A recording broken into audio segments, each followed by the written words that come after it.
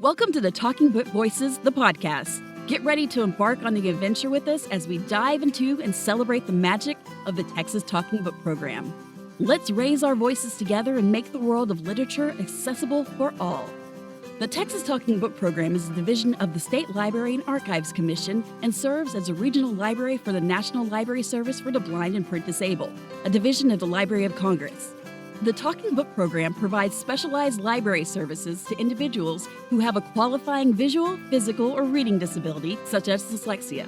In each episode of the Talking Book Voices, we'll delve into the heart of the program, uncovering its history, sharing inspiring stories, and exploring the vast collection of materials it has to offer.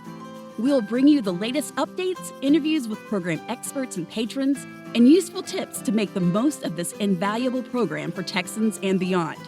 So whether you're an avid reader, someone who with a print disability seeking accessible materials, or just curious to learn about this great program, this podcast is made for you.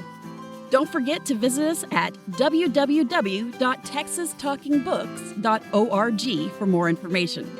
So let's begin the Texas Talking Book Voices, a podcast by the Texas State Library and Archives Commission.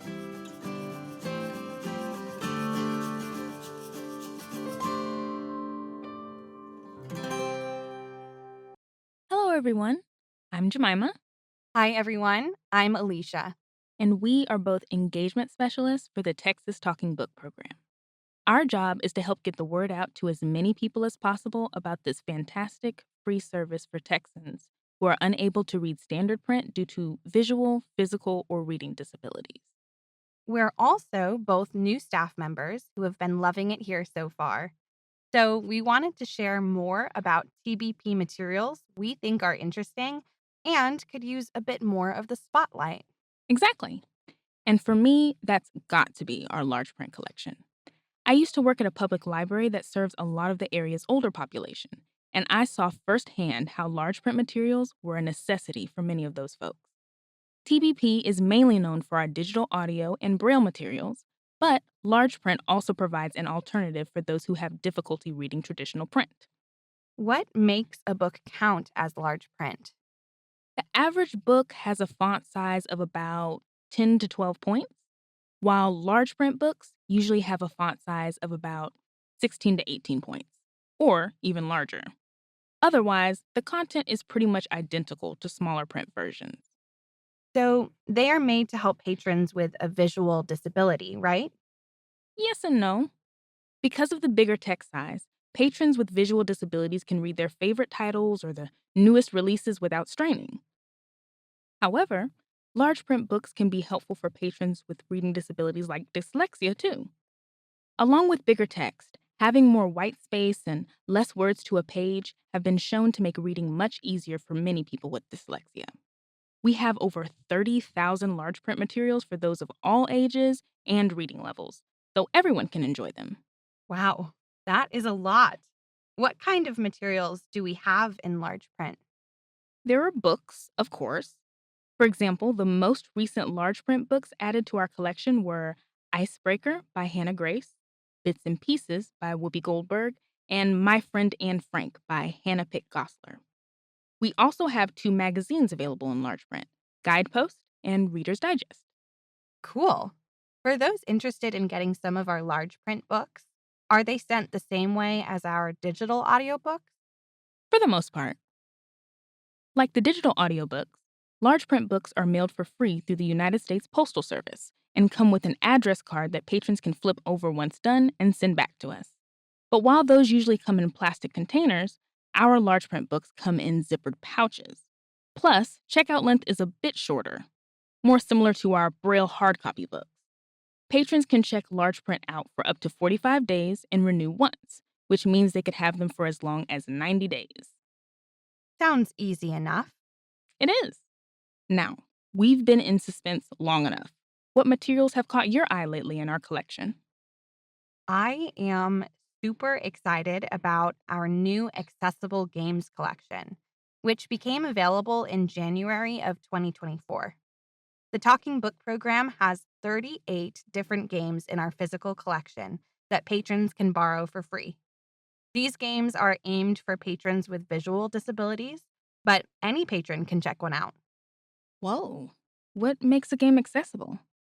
Well, we have a few different types of games. Many are games with Braille printed on them, like a Braille Monopoly board or Braille card games. Others are tactile versions of popular games, where you can get extra information about the game pieces just by feeling them. Okay, you have to tell me more about that. One example is our tactile chess set.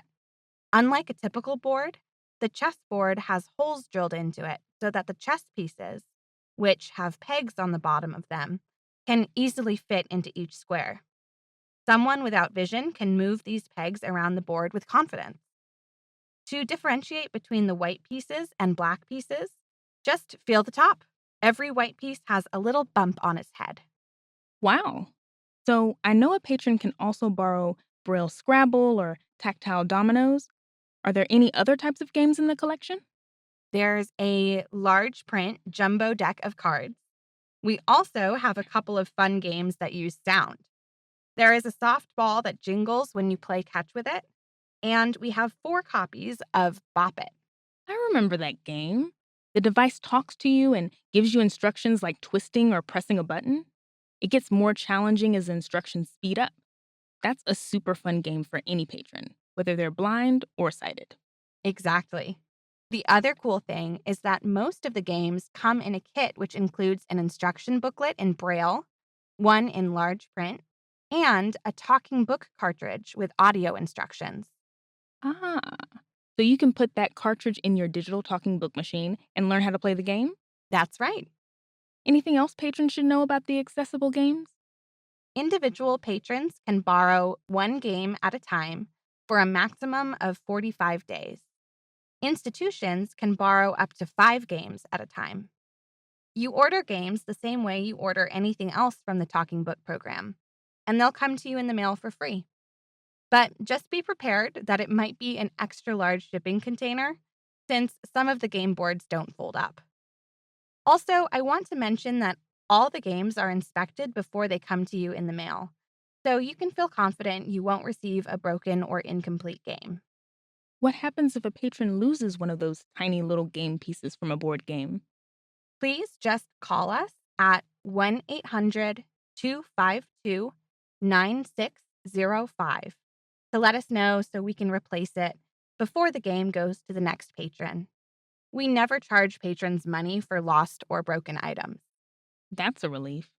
I also want to add that games aren't available through interlibrary loan, so they're a perk just for Texas patrons. That's true. We're super lucky to be part of the Texas Talking Book program.